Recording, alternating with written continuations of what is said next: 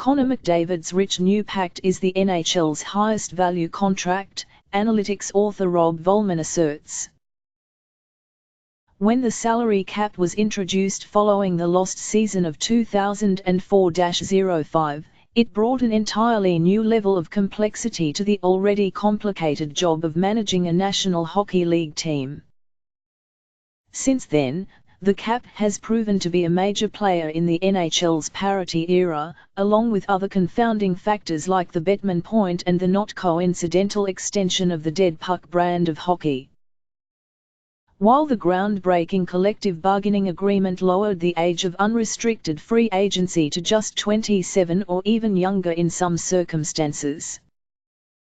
Gone were the days of the teams with the biggest bankrolls buying their way into contention by outspending their more budget-conscious competitors to acquire top talent. The salary cap enforced an upper limit on their largesse, forcing all would-be contenders to work within a similar template. It wasn't so much a game within a game as it was a game above the game.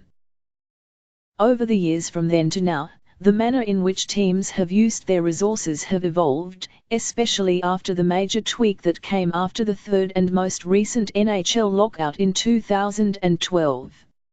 It would be nice if the parties involved could find a different manner in which to negotiate than to shutter their business once a decade, wouldn't it? Those fixes limited a team's ability to outspend its own mistakes.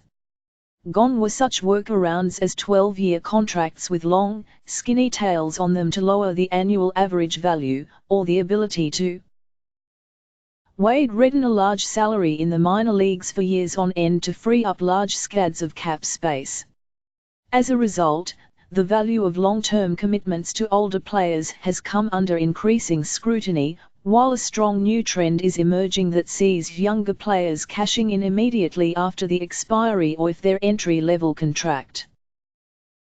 Edmonton Oilers have twice been on the vanguard of that latter movement, having signed all of Jordan Eberle, Taylor Hall and Ryan Nugent-Hopkins to a combined 20 years at $6 millimeter per. At the time of signing, all within a 13-month window in 2012-13, those three worthies were aged 22, 20, and 20 respectively.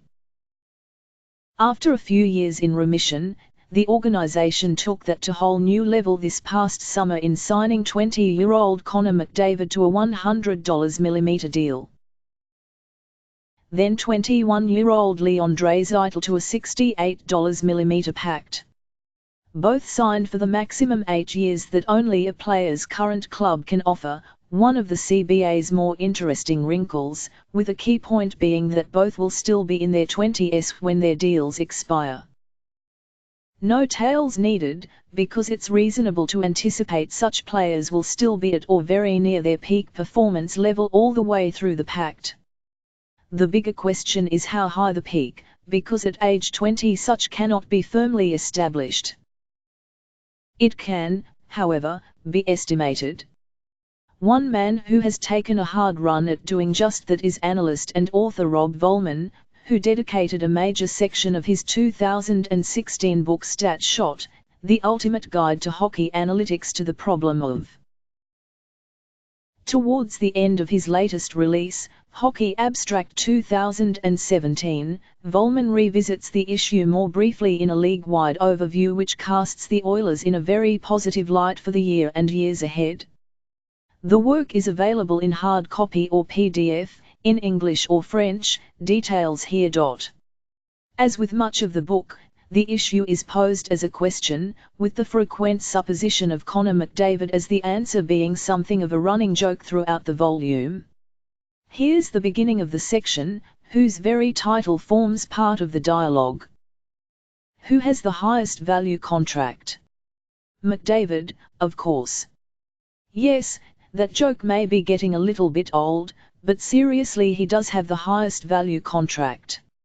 I know that sounds a bit bizarre given he has the biggest annual cap hit in the NHL, and that he is going to be paid $100 million in the 8